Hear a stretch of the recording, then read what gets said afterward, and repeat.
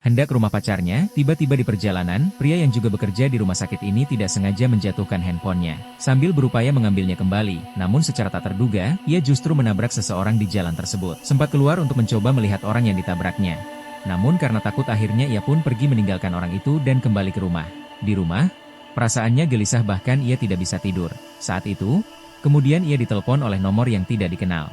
Setelah diangkat, ternyata telepon itu adalah dari atasannya yang meminta dia menggantikan shift kerja petugas kamar mayat di rumah sakit. Besokannya, pria ini pun memulai pekerjaannya dengan diberitahu oleh rekannya yang hendak cuti itu.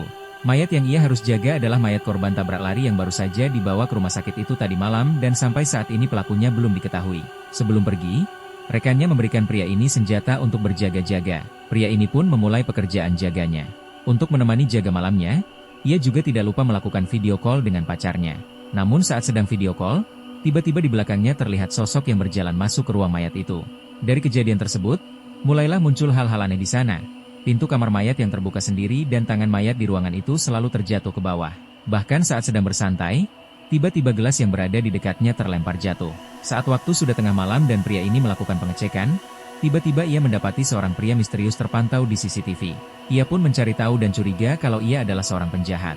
Ia berusaha mengancam pria misterius itu dan akhirnya pria itu pun pergi. Saat kembali ke tempatnya dan melakukan sedikit selfie, pria misterius tadi kembali terpantau CCTV dan tidak hanya itu, foto selfie yang dia ambil, juga terlihat penampakan sosok mengerikan di foto tersebut.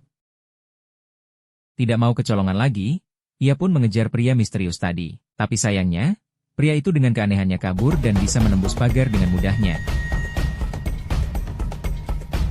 Bahkan dalam keadaan pagar tergembok.